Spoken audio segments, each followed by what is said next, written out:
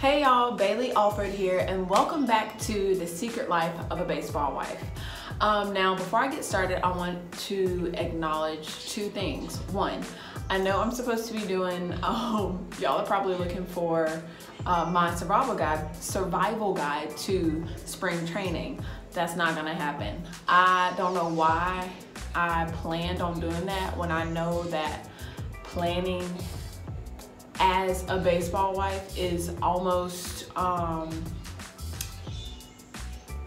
impossible to do. So I don't know why I said I would, I don't know why I plan to do that. Because my plans were interrupted with life. I've had a lot of stuff going on that I will share in my next video. But I just wanted to acknowledge that, you know, there ain't no survival guide. Maybe next year, before spring training, I'll do one. But as of right now, no, because I had some things happen that I'll share with you on my next vlog. And the second thing I wanted to acknowledge, I wanted to say happy opening day to all of the minor league WAGs and baseball players. Making it to opening day is truly a blessing because one, that means you didn't get released, you still have a job, and two, that means you are injury free to start the season, which is truly a blessing. And that's actually why I'm still here in Florida, still down here in sunny Palm Harbor, Florida, at the Innisbrook Golf Resort, because unfortunately Anthony was hurt during spring training. He pulled his hamstring, a grade 2 pull or tear, something like that, but he tweaked his hamstring. So we're down in Florida still, we're still down here in Florida. That's actually what I wanted to talk to y'all about today. Dealing with injuries. Now, I've been with Anthony since 2011, and he's had quite a few injuries, but he never lets that stop him, which, you know, I really admire. He always comes back better than before. But for people who may not be used to dealing with injuries, I wanted to kind of share with you how I deal with them. So somebody else might deal with them another way, but I wanted to share with you how I deal with injuries, when Anthony gets hurt, how I deal with it. So number one, you have to realize that you are not in control. Whatever is gonna happen is gonna happen, and you have to realize that. I feel like that is a great principle, I guess you could say, to apply to your life. As a WAG, you are not in control. You can't control what happens. So if you just get that through your mind, I think that, you know, if your guy gets injured, if that's the first thing that you think about, it makes the process way easier. So number one, you are not in control.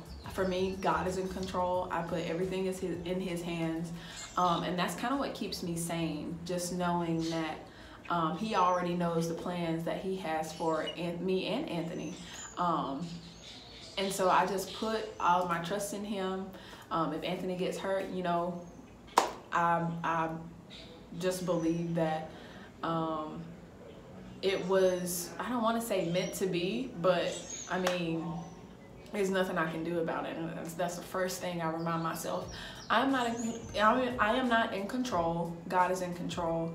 And that helps me, that makes the process much, much easier. This brings me to number two, which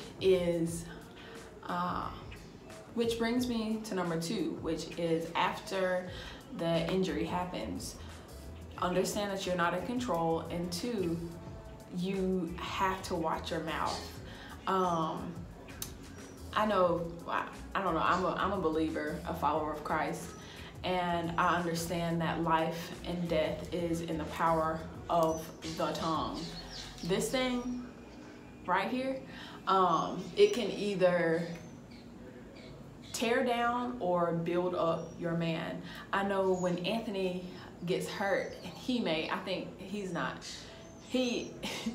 when he gets hurt, he's like in a bad mood, but I'm always like, you know, it's gonna be okay, and you know, we'll get through this. And he's always kind of sour, but I always make sure I let him know. I always speak that life. I always speak life over our situations. So the first thing out of my mouth is, we're gonna be okay, we'll get through this. Now it takes him a minute to kind of get to that mindset, because you know, you get pissed off. Ant has been hurt a few times, so I can understand the frustration. But for me, my part is to build him up. And I do that by letting him know, you know, it is gonna be okay. I'll quote scripture or just remind him, you know, God's got us. You know, we can't control these things. Back to number one. Number two,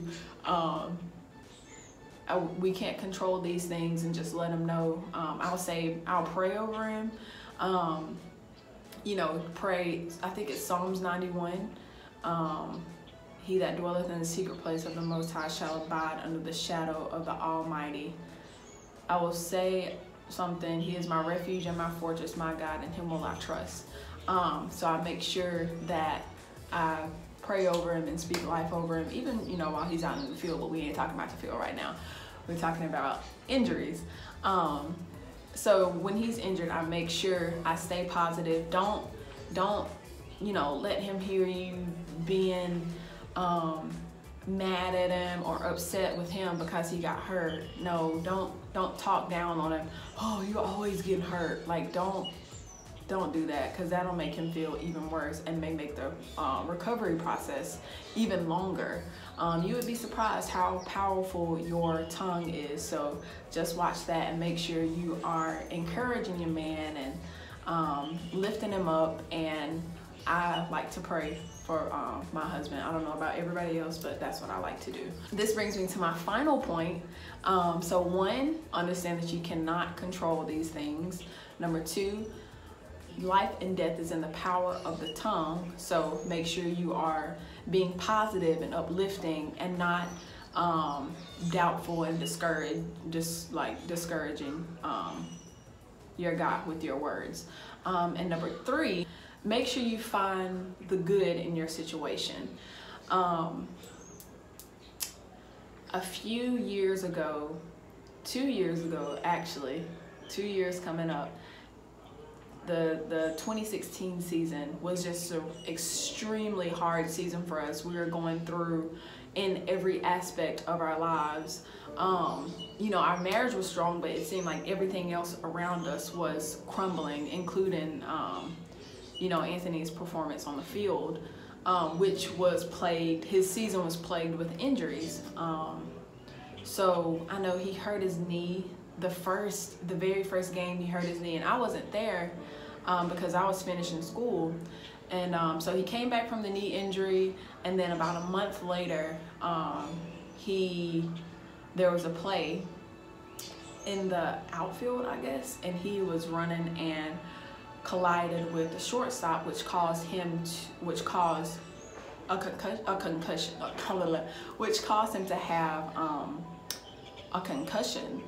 And I remember I was at my parents' anniversary banquet. My parents are pastors, so I was home with them after my sister's graduation, and I'm at this banquet, and I get a phone call from one of the girls that I would never ever forget, because it was one of the scariest phone calls of my life. And she said there was a play in the outfield, and Anthony was running for the ball. He ended up colliding with another player, and he is now laid out on the field and hasn't moved in about 15 minutes. And that was really, really, really scary for me. And I can just remember, the breath like went out of my body, and I dropped to my knees, and I instantly started crying. And my best friend, Shanice, ran to my side while I was down on the ground crying, and she just started praying the most powerful prayer I've ever heard come out of her little body. And she was just praying, and she was praying and I'm crying and everybody's panicking. And after I got off the phone, well, after I, got myself together, I received another call, and they were like, okay, well, he's being responsive, and they're taking him to the hospital. I got a call from one of the other WAGs that told me, that he was responsive. They were taking him to the hospital, and, everybody was going, to be with him because I wasn't there. They were gonna go and be in my place, and that just really made me feel. I was devastated. Number one, because I wasn't there. But number two, that was just a really, really scary situation. But they let me know, he's responsive. He went to the hospital, it was a concussion, and it was gonna take some time for him to get over it. But one thing that I did do was look for the positive, in that situation. Although that season seemed, that season was so awful, and that time period was so awful, but I looked at the positives. I was like, okay, you know what? He may have gotten hurt, but at least he's alive.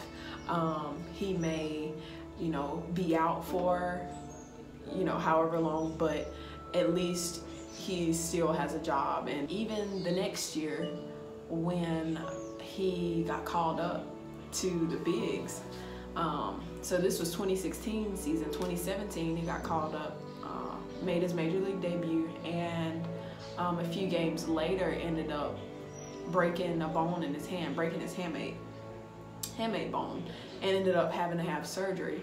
I had to go back again. We were really bummed that he was hurt, but again, we had to look at the positives. Yes, you're hurt, but when you do get hurt, the one of the good things that came out of that was when you do get hurt, you are still treated like a major leaguer. So everything that comes with being in the majors, you still get that. So they ended up putting us up in a place in Innisbrook, which is where I am now. It's this beautiful golf resort. So ended up putting us up in a place in Innisbrook. They gave us a rental car, and just all the perks that come with being in the majors. We received that, including the monetary blessing that came with that. So I definitely just, looked at the good in the situation. Yes, it sucked that he got hurt, but I also had to look and be like, look, God is really taking care of us. So I better keep a positive attitude and, continue to speak life, and just, stay prayed up for, pray for his speedy recovery. So he bounced back from that, and then I think he got hurt in Mexico as well. He twisted his ankle or something. He sprained his ankle. And first thing I told him, I said, babe, you're gonna be all right. God is in control. He was pissed off, but I was like, look, this is what I do now. Like, this is it. So even with this last injury, the hamstring injury, Anthony he's contending for a spot, and all of a sudden he gets hurt. Which, that sucks. It really does. But once again, I looked at the positive. It could be, instead of, pulling his hamstring or tweaking his hamstring, it could have been a knee, or it could have been, something even more severe. So I just make sure I constantly, look at the good in the situation instead of just focusing on the bad. I make sure I focus on the good. I also watch my mouth. You'll never hear me say anything negative when it comes to him. When it comes to injuries, I'm always being extremely positive and speaking life over the situation. And finally, I realized that I can't control everything, and I'm slowly but surely becoming okay with that. More now than I was when I first started, when I became a WAG, when I first started on this journey with Anthony.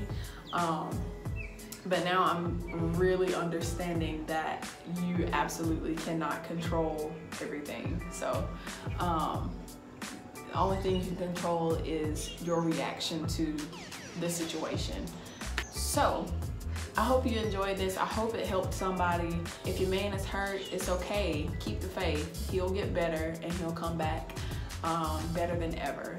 You just make sure you are doing your part in helping him get back to where he needs to be.